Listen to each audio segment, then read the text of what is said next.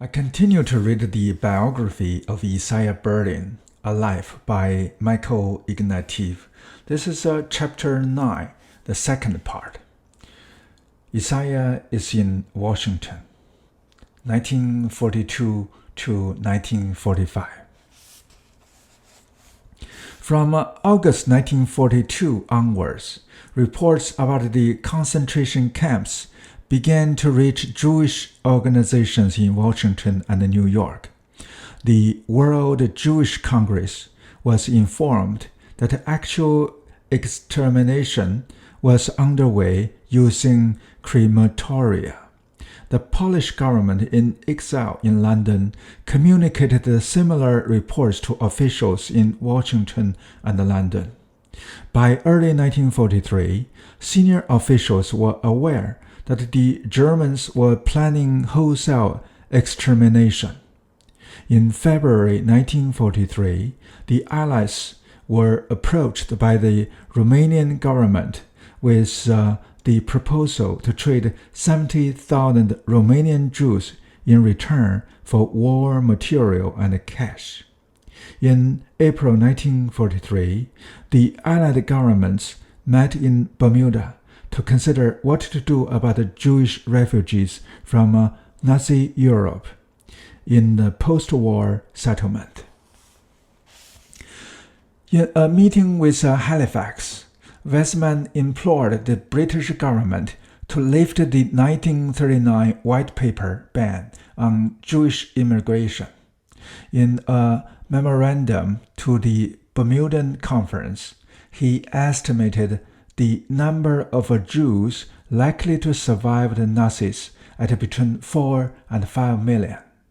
By late May 1943, in a melancholy conversation with Isaiah, which he reported to the Foreign Office, Weizmann had drastically revised his estimates downwards. If the Jews absorbed behind the Iron Curtain were subtracted from the total, together with those likely to be exterminated by the Germans, he said, only 1 million Jews would survive and be available for immigration to Palestine.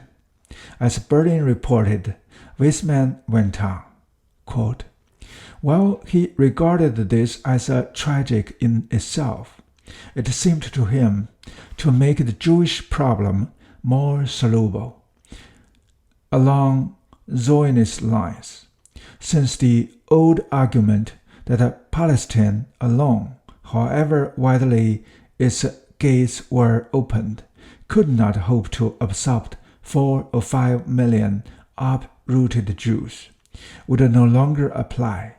1 million was a manageable number." End quote. This was the first time that an oblique mention of the Holocaust figured in Berlin's discussions with Weizmann. Isaiah's only recorded reaction to these startling and disturbing figures was to ask Weizmann how the Arabs were likely to react to the 1 million new arrivals. Quote, "I put the usual question about the Arabs. He replied with the usual answer, that if the Arabs were clearly given to understand that they could not expect Palestine as an Arab national state or as a part of one, they would acquiesce. I expressed doubts. They were left unresolved." From late 1942 and early 1943, phrases about the overwhelming tragedy and the horror befalling European Jews began occurring in Weizmann's correspondence, as well as in that of major Jewish leaders like Stephen Wise. Yet it is clear that the full extent of what was happening, the mechanization of death, the use of Zyklon B gas and crematoria, the mobilization of the entire resources of a state for the purpose of racial extermination escaped them entirely.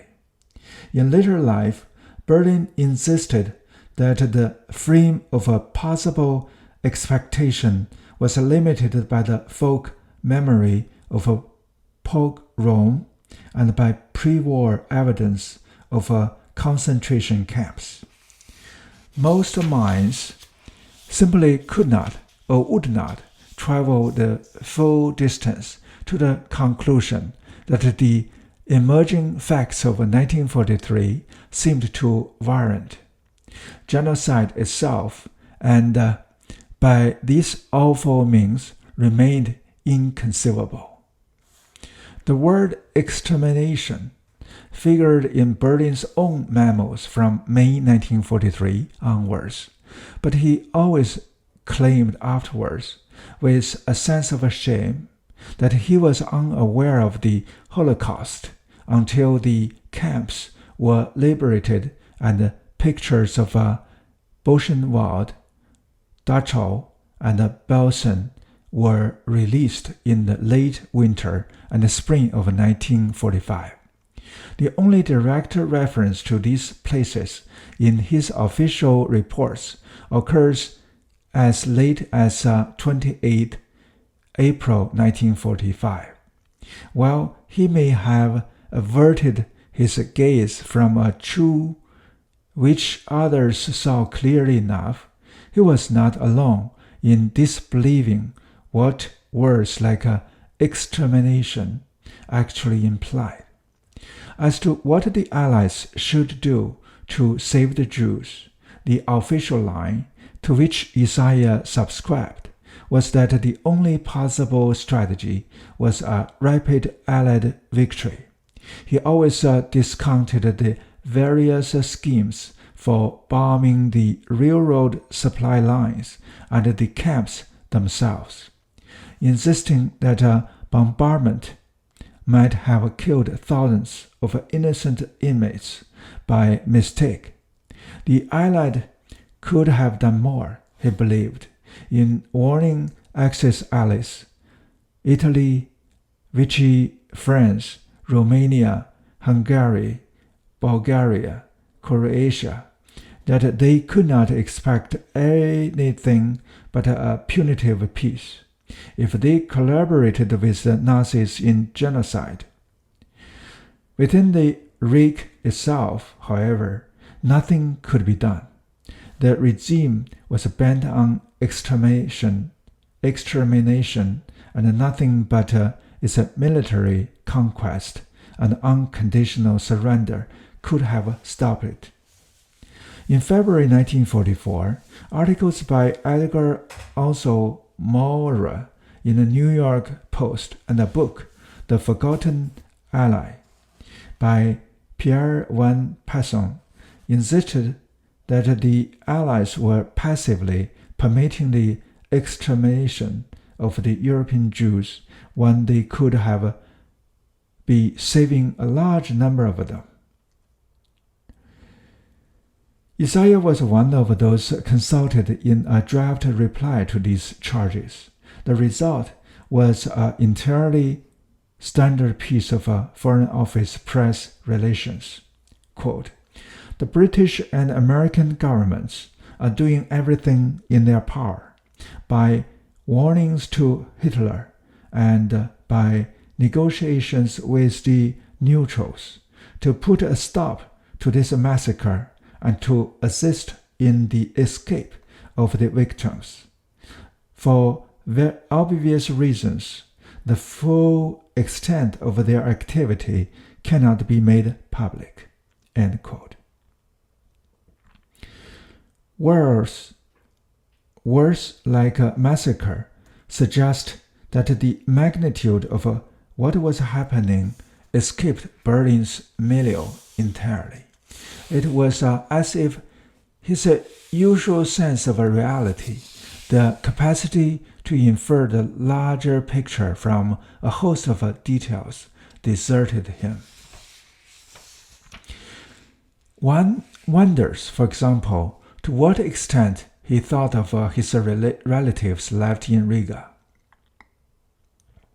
The last message that the family had received in London had been from Isaiah's maternal grandfather, Solomon Wozniak. He had written the family a postcard in January 1940, in the dying days of the independent republic, before the Red Army marched in and severed all communication with the outside world. In fluent English, he wrote, "Let God help you with all the good." Going on to inquire about Sharjah, and informing them that in Riga there was nothing new to report. On the bottom left-hand corner of the postcard, like a sinister premonition, was affixed the swastika stamp of the German Post Service, which had transmitted the postcard through Reich territory. It was the